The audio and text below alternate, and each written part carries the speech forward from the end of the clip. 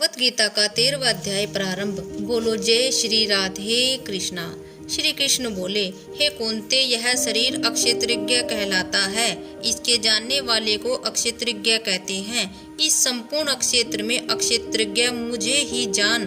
अक्षेत्र और अक्षेत्रज्ञ का जो ज्ञान है मेरे मत से वही ज्ञान है। यह अक्षेत्र कैसे रूप का है, उसमें कौन कौन विकार होते हैं, उसकी उत्पत्ति किस प्रकार से हुई और अक्षेत्र का क्या प्रभाव है, इत्यादि बातों को संक्षेप में कहता हूँ, सुनो। अनेक ऋषियों ने अनेक प्रकार के छंदों में इसको बताया है। वेदों ने भी पृथक पृथक वर्णन किया है और हित वाले ब्रह्मसूत्र में पदों में भी यह ज्ञान निश्चय किया है। पंच महाभूत, अहंकार, बुद्धि, अव्यक्त प्रकृति, दसों इंद्रियां, मन तथा पांचों इंद्रियों के विषय तथा इच्छा, द्वेष, सुख, दुख, संघात, चेतना, धरती तथा इनके समूह, संक्षेप में अक्षेत्र और अक्षेत्रज्ञ के यही विकार है। मान और पाखंड से रहित अहिंसा, सहनशीलता, सरलता, गुरु की सेवा, पवित्रता, अपने मन का संयम, इंद्रियों के विषय में विरक्त, अहंकार रहित और जन्म, मृत्यु, बुढ़ापा, रोग, दुख आदि दोषों को देखना, पुत्र, स्त्री, ग्रह इत्यादि में आसक्ति न करना और इनमें अपने को सुखी दुखी न मानना और इष्ट अनिष्ट की प्राप्ति में हर्ष विषाद रहित रहना, अन्य भाव से मेरी भक्ति करना, एकांत में रहना, जन समूह में रहने से विराग, सदा स्मरण रहना कि मैं परम परमात्मा का ही अंश हूँ।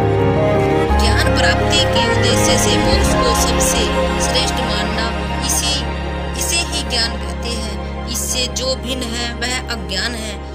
अब अक्षय का स्वरूप वर्णन करते हैं।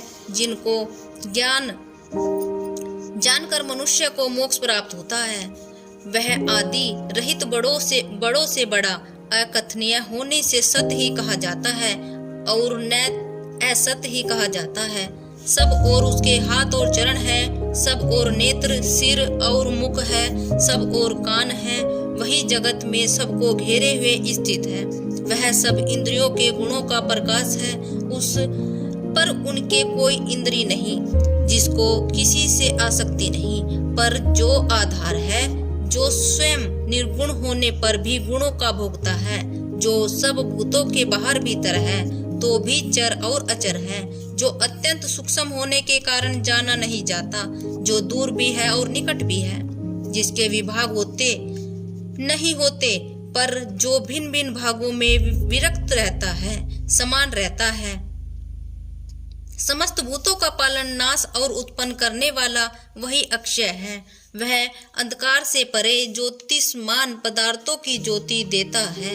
वही ज्ञान जानने योग्य पदार्थ ज्ञान के द्वारा जानने योग्य सबके हृदय में निवास करता है।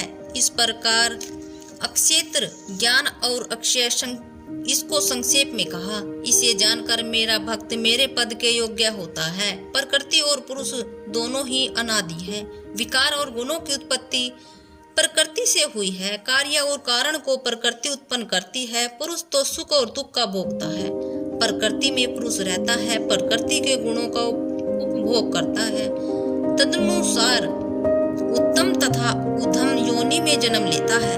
इस देह में उसे उपदष्टा, अनुमंता, भर्ता, भोक्ता, महेश्वर, परमात्मा और परम पुरुष कहते हैं। इस प्रकार के गुणों के साथ प्रकृति और पुरुष को जो जानता है, उसका रहन सहन चाहे जैसा हो, पुनः जन्म नहीं होता। कोई कर्म योग के द्वारा अपने को आत्मा में देखते हैं, परंतु कोई तो इस प्रकार से न जानते हुए भी दूसरों से सुनकर ध्यान करते हैं और श्रद्धा से सुनकर वे भी मृत्यु से पार चले जाते हैं। हे अर्जुन, स्थावर या जंगम सब प्राणी अक्षेत्र और अक्षेत्रज्ञ के संयोग से ही होते हैं। परमेश्वर सब भूतों के समान रूप से ही है। भूतों के नष्ट होने पर भी उनका नाश नहीं होता। इस भांति जो देखता है वही देवता है। सब में समान रूप से स्थित परमेश्वर को देखता हुआ जो अपनी आत्मा का नाश नहीं करता, वह उत्तम गति प्राप्त करता है। जो यह देखता है कि प्रकृति द्वारा सब कर्म होते हैं और आत्मा अकर्ता है, वही मानो देवता है। जब वह भिन्न भिन्न भूतों को परमेश्वर के बीच एक ही रूप देखता है और उसी से और निर्गुण होने से परमेश्वर अव्यय है। शरीर में रहता हुआ भी वह कुछ नहीं करता, न उसमें लिप्त होता है।